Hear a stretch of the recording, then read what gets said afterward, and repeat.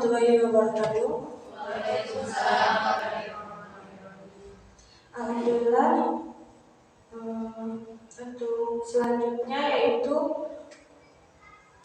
menyanyikan lagu Indonesia Raya yang dipimpin oleh Ibu Yan SPD.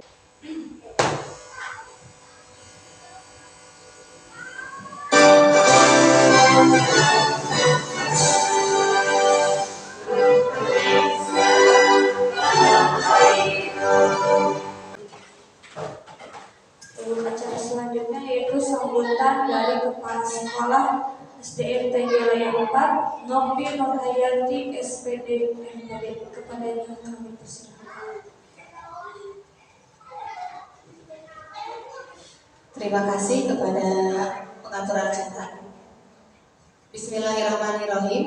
Assalamualaikum warahmatullahi wabarakatuh. Alhamdulillahirrabbilalamin. Wassalatu wassalamu ala asrofil anbiya'i wal mursalin wa ala alihi wa sahbihi ajma'in. Rabbi shrah li sadri wa yassir li amri wa hlul 'uqdatam min lisani yafqahu qawli. Alhamdulillahirrabbilalamin. Puji syukur mari kita panjatkan kepada Allah Subhanahu wa taala. Ibu dan Bapak bisa bertatap muka lagi. Kasih Allah Subhanahu wa taala, kita semua hadir dalam acara diseminasi modul 1.4 untuk guru penggerak atau calon guru penggerak yang ada di SDN Tenggara 4, yaitu Ibu Santi Apriani SPD.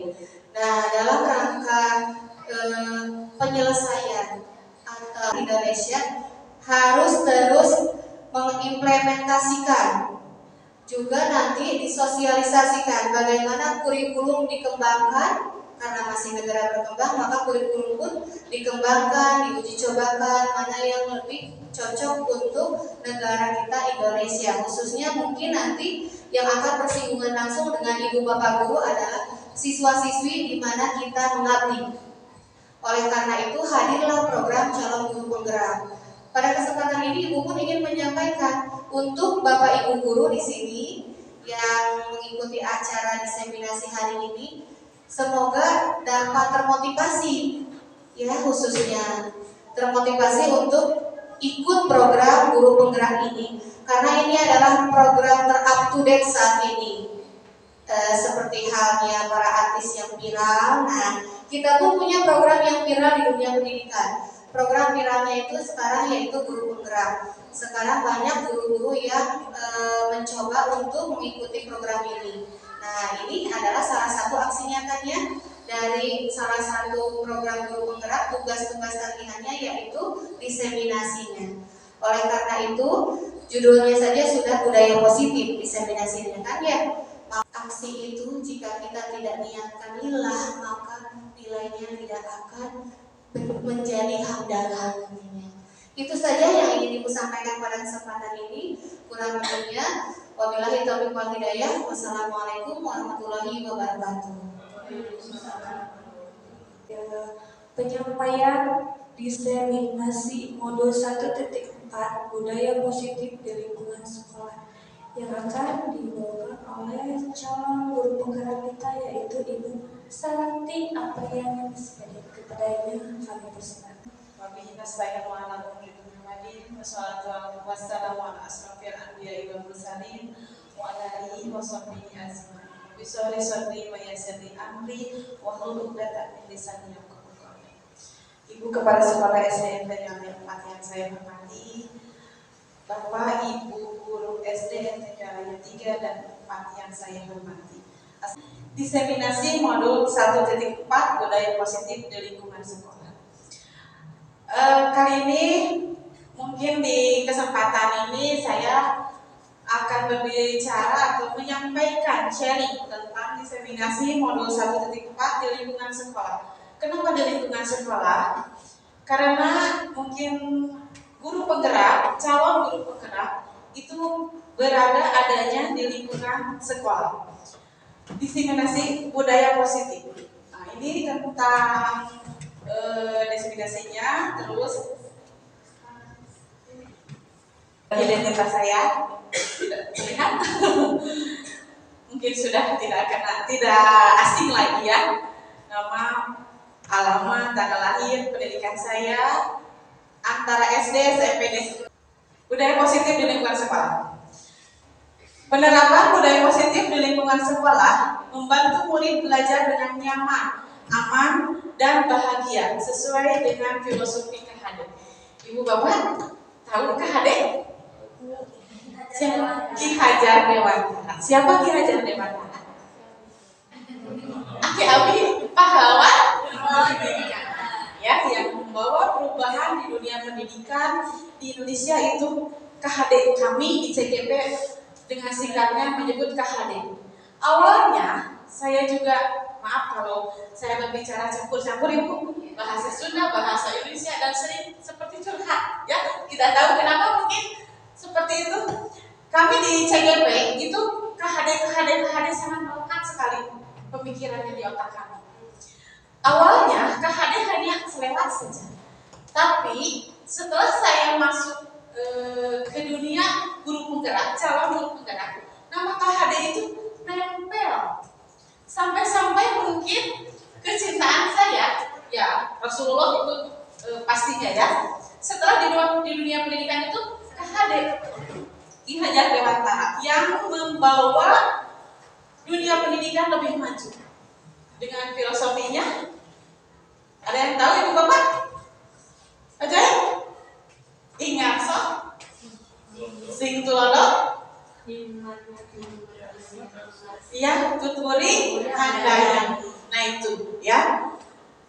Jadi KHD ini membawa perubahan.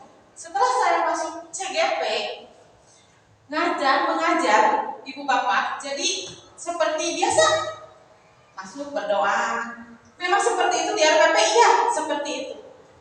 Selama 13 tahun saya mengajar guru honor, itu mungkin saya merasa sudah benar mengajar. Tetapi setelah masuk CGP itu ternyata merasa banyak dosa ya.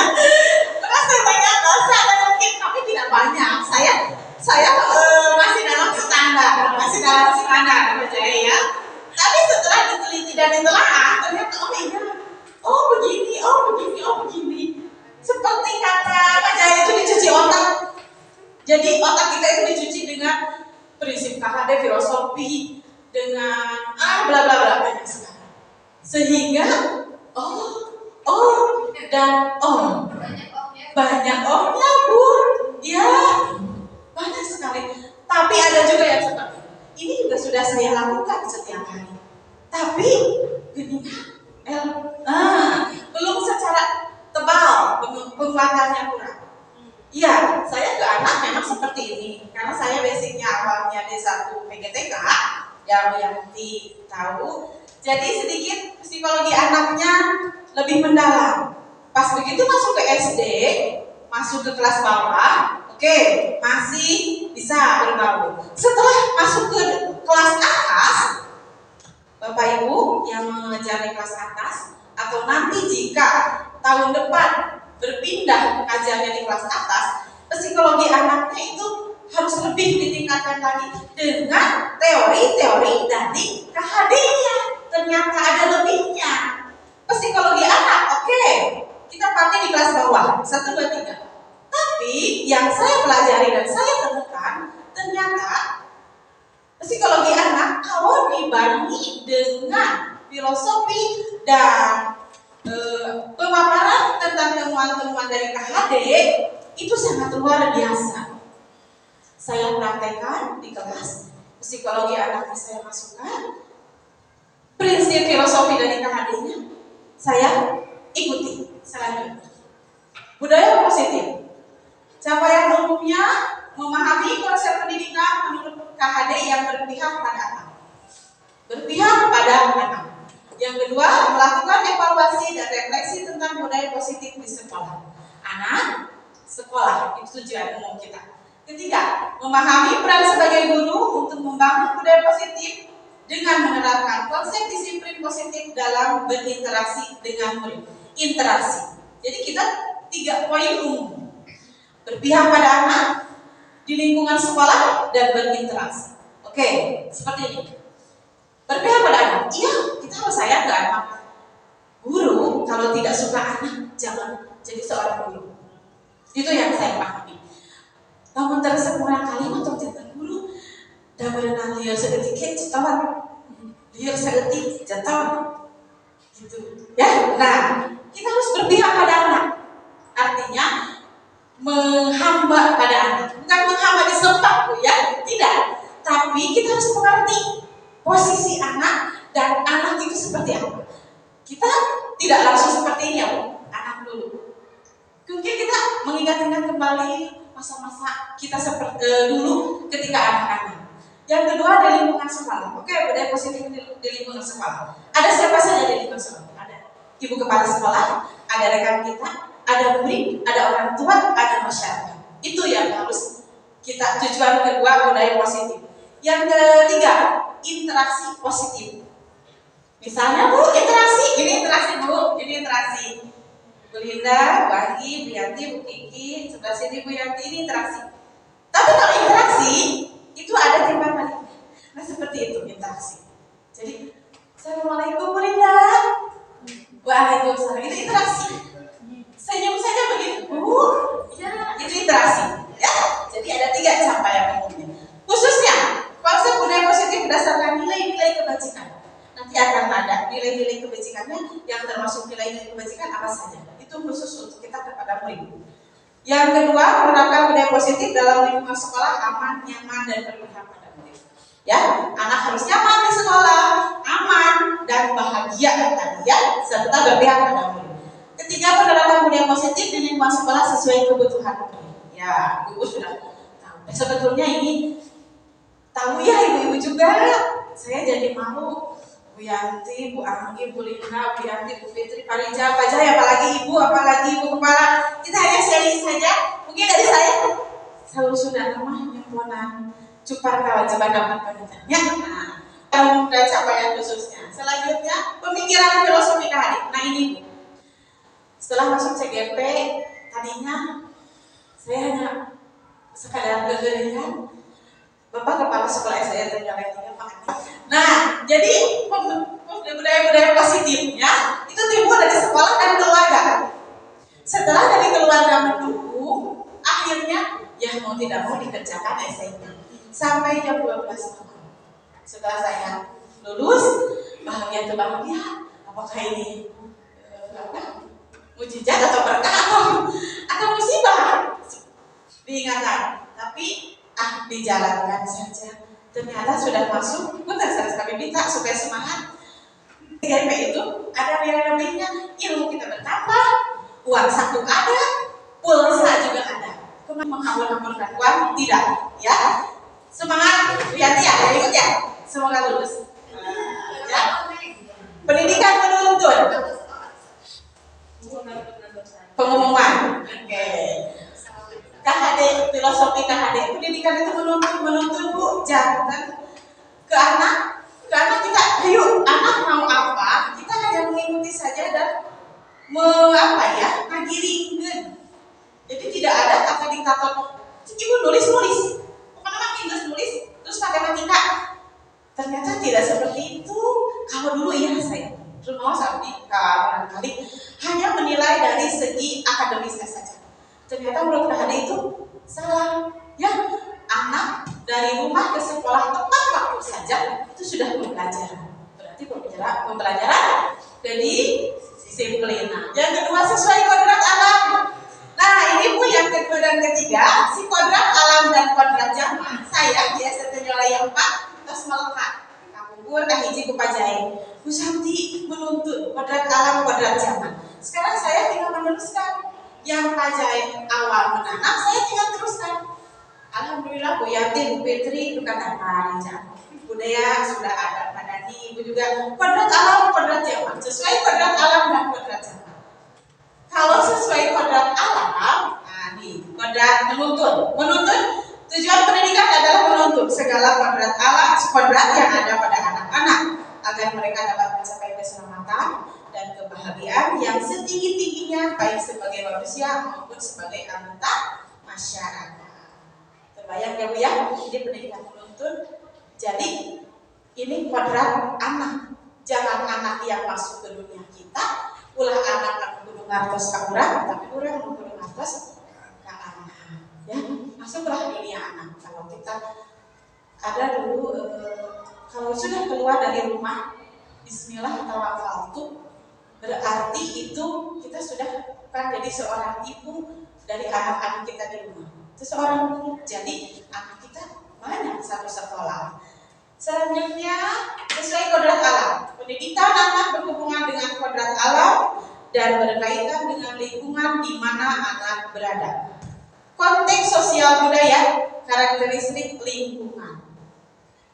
Kodrat zaman. Sesuai dengan kodrat zaman, pendidikan saat ini menekan pada kemampuan anak untuk memiliki keterampilan modern dan sesuai dengan tuntutan zaman. Sekarang ya, anak-anak itu kodrat alamnya budi pekerti atau karakter. Menurut Ki Hajar Dewantara, budi pekerti, watak atau karakter merupakan perpaduan antara gerak pikiran, perasaan, dan kehendak atau kemampuan sehingga menimbulkan tenaga. Juga dapat diartikan sebagai cipta atau kognitif, karsa, afektif, dan karya psikomotor atau keterampilan. Selanjutnya, PPGP. Program Pendidikan Guru Penggerak. Sebetulnya dalam kali ini saya ingin menerangkan tentang budaya positif dan PPGP ini. Jadi ibu bapak tahu tentang guru penggerak itu sampai di mana dan apa. Kemarin kalau ada sesi pertanyaan, saya ingin menanyakan tentang guru penggerak. Guru penggerak, program pendidikan kepemimpinan bagi guru terbaik untuk menjadi pemimpin pembelajaran. Guru terbaik. Berarti ada GP atau terbaik? Baik. Tapi ada ternya kalau GP. Karena di guru penggerak itu semacam ada tes, terus juga harus melewati fase-fase tertentu. Seperti kemarin ada pembukaan, ikut-ikut, tapi itu godaannya luar biasa betul. Kalau untuk masuk guru penggerak, kedah iya, ternyata itu proses pendewasaan dan proses menuju guru penggerak tersebut. Bisa dan pasti bisa. Jadi berusaha. Walaupun ada selentingan yang mengatakan nanti guru penggerak bisa jadi ini. Memang pemerintah menjanjikan jadi ini. Kalau kita mendengarnya secara polos, wah iya, terus yuk naik jadi iya. Tidak. Kalau saya untuk diri sendiri saja. Oh berarti saya sudah bisa ke IT, saya bisa berbicara seperti ini, dan saya mempunyai banyak saudara di guru penggerak. Itu bonusnya dari Allah. Kalau kedepannya menjadi ini itu bonusnya, saya jalani saja.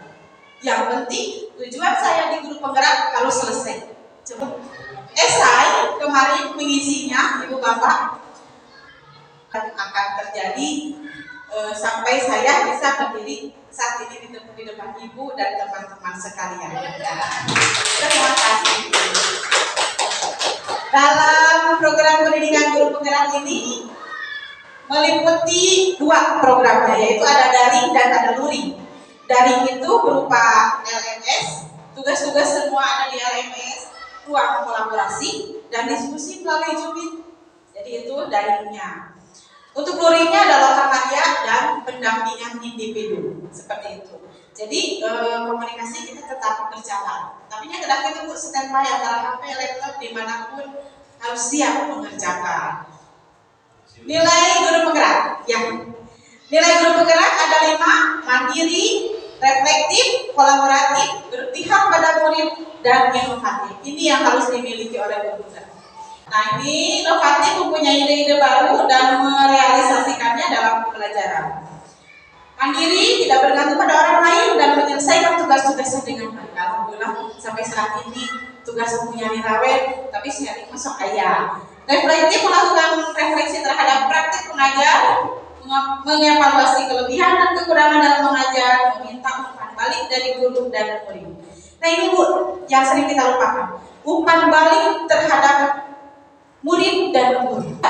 Kolaboratif, mampu bekerja sama dengan siapa saja dan kapan saja. Ya, lanjutkan.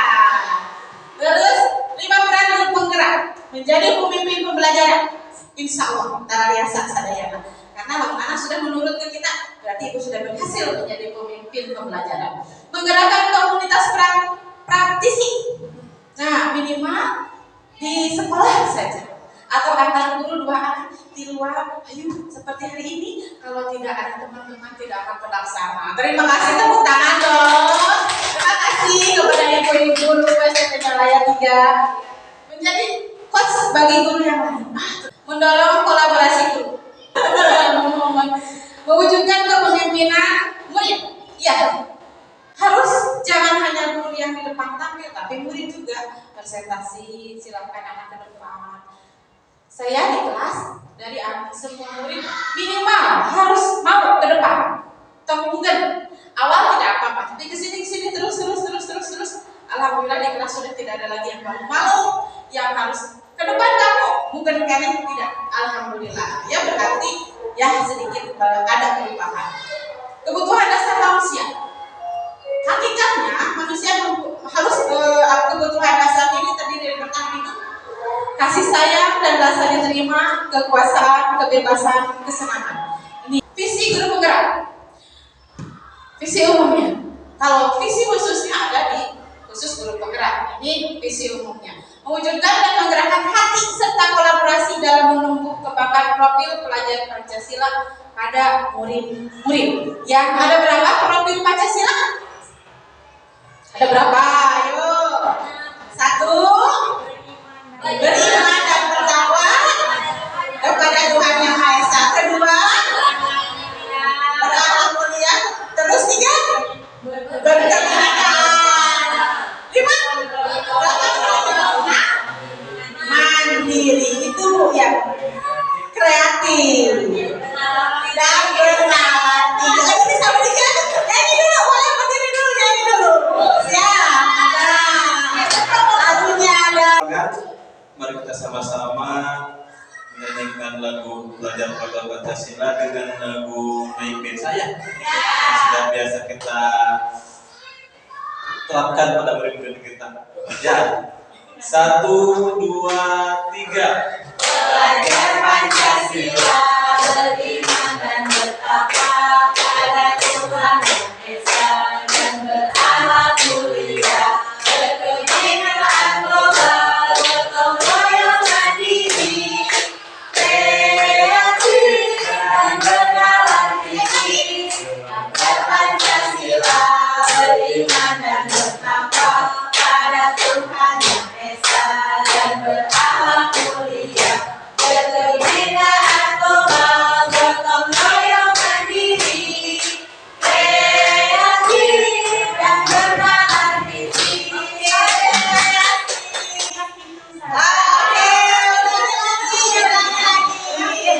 Ayo sebentar, ibu juga dengan ibu Dea berdiri. Ayo, siap. Ayo, siap Bu. Oke. Siap. Tuh, belajar Pancasila, beriman dan bertakwa pada Tuhan Yang Esa dan berakhlak mulia, berkebinekaan global, gotong royong mandiri, kreatif dan bernalar tinggi. Oke, positif dan apresiatif ya.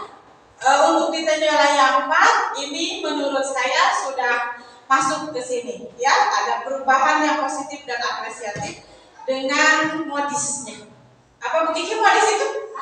Modis itu slogan kita motivasi, akhlak mulia, disiplin, inovatif dan sinergis ya.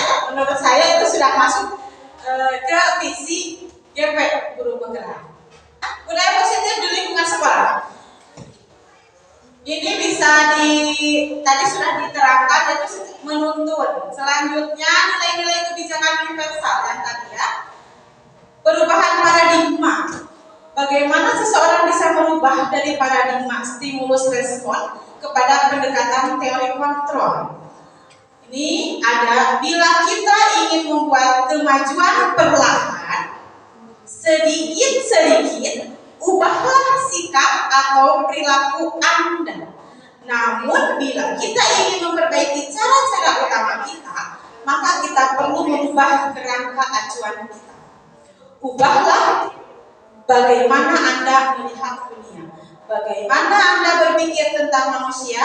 Ubahlah paradigma Anda, skema pemahaman dan penjelasan aspek-aspek tertentu tentang realitas. Semua berasal dari diri kita sendiri. Bagaimana kita akan mengubah lingkungan kelas kita jika kitanya tidak berubah? Minimal dalam cara berperilaku kita kepada anak.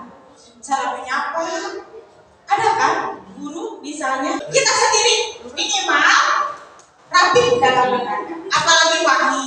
Itu ubahlah pada diri sendiri. Minimal itu dari penampilan, dari bahasa, mimik muka sama seperti itu. Selanjutnya, makna kata disiplin itu tergantung dengan prinsip masing-masing. Disiplin menurut saya adalah begini. Tapi karena kita ada di koridor pendidikan, disiplin itu sudah ada peraturannya. Iya Bu ya? Betul. Masuk jam 7, kita pulang ASN setengah 2. Oke, konsekuensi seperti itu.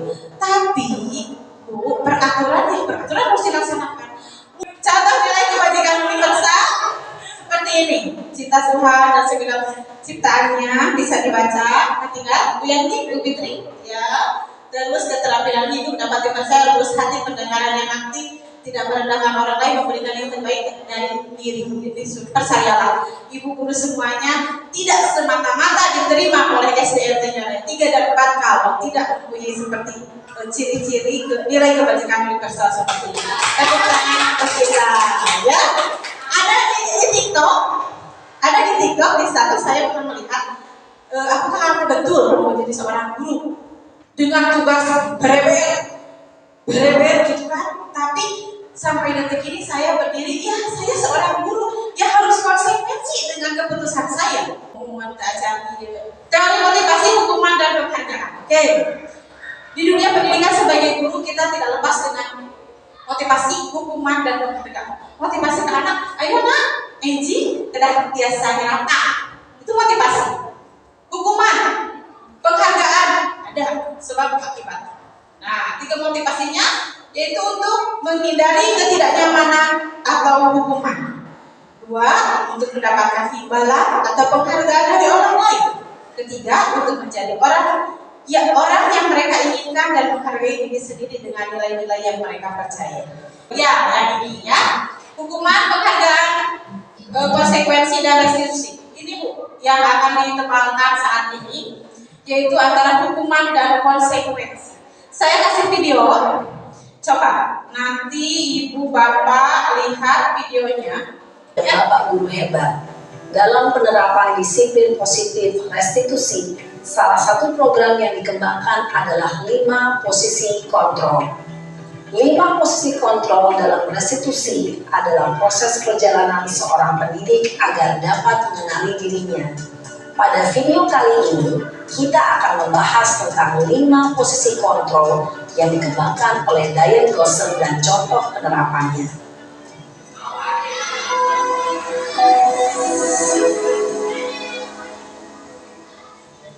Lima posisi kontrol itu adalah 1. Posisi penghukum. 2. Posisi pembuat merasa bersalah. 3. Posisi teman. 4. Posisi pemantau atau monitor. Dan 5. Posisi manajer. Untuk lebih memahami kelima posisi tersebut, mari kita saksikan kasus Naren yang terlambat hadir 20 menit di sekolah dan melihat bagaimana kelima posisi kontrol dalam menghadapi masalah tersebut.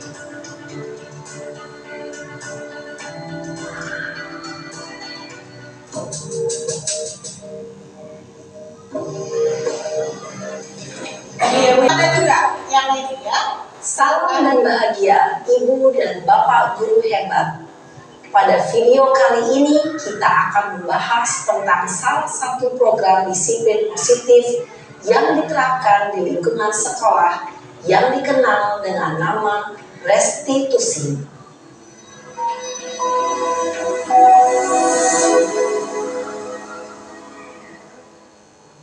Restitusi dikembangkan oleh pakar pendidikan Diane Gosson berlandaskan pada teori kontrol Dr. William Blaser.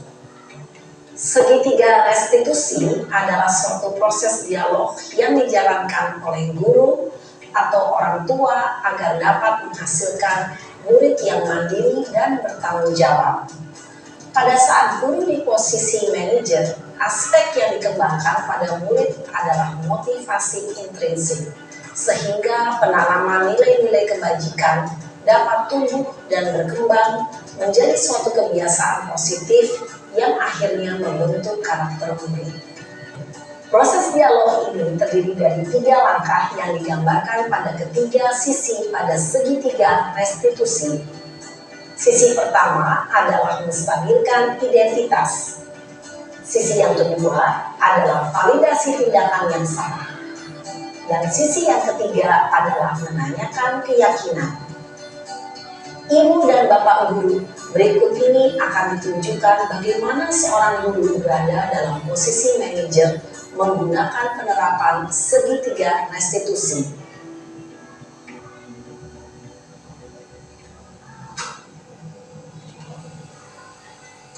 Ini anak yang mempunyai masalah atau bermasalah kelasnya dipanggil oleh guru. Siang Sarah. Siang Pak. Sudah lama nggak ketemu Sarah? Kenapa hari ini ada di sini? Kesel Pak, kesel banget. Masa aku dikatain tukang fitnah Pak? Ya aku marah lah. Aku balik ngatain Eka di depan kelas. Kesel banget. Oh begitu. Ya pasti kamu marah dan kesal. Bapak juga akan marah apabila ada yang menuduh Bapak seperti itu. Kemudian pada saat itu kamu mau melakukan apa? Ya saya langsung ngatain Eka lah Pak. Kesel banget. Saya bentak-bentak dia di depan teman-teman lain. Oh begitu. Pasti kamu melakukan seperti itu karena suatu alasan tertentu kan? Iyalah, masa saya diam saja Pak? Ya saya bela diri lah. Masa saya dituduh tukang fitnah? Ya wajar lah. Mempertahankan harga diri itu sesuatu yang penting buat kamu. Untung kamu tidak bertindak lebih gegabah lagi. Hanya membentak-bentak. Iya Pak.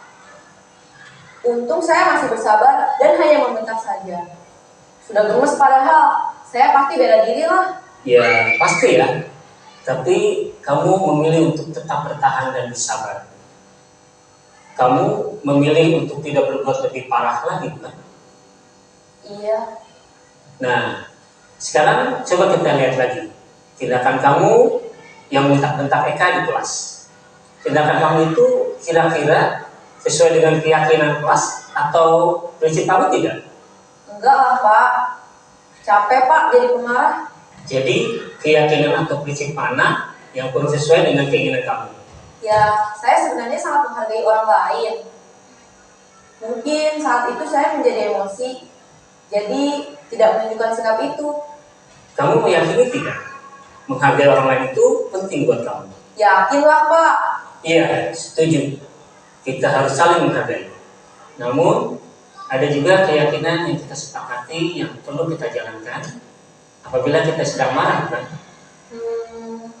Ya, saya bisa lebih proaktif, mulai dengan diri sendiri.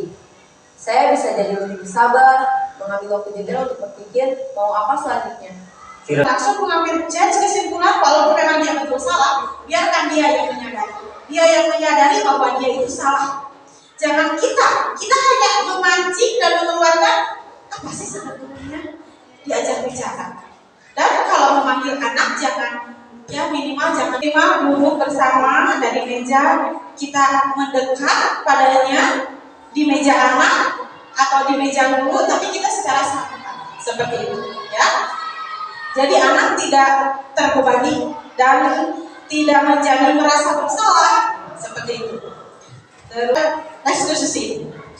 Saya akan membagikan bukan soal ya, tapi ini untuk pemahaman. Menurut Bapak Ibu, uraian atau kalimat di sini ini menunjukkan hukuman atau konsekuensi.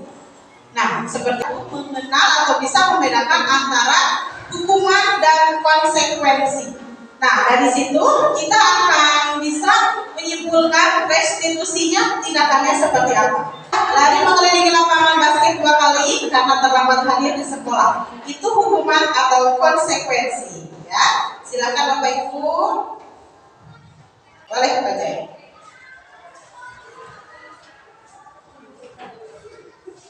Ya, tidakkah dirikan ini betul dengan hadiah kepada anak-anak agar berperilaku bertanggung jawab. Di sini niat kita memberikan hadiah supaya memotivasi anak.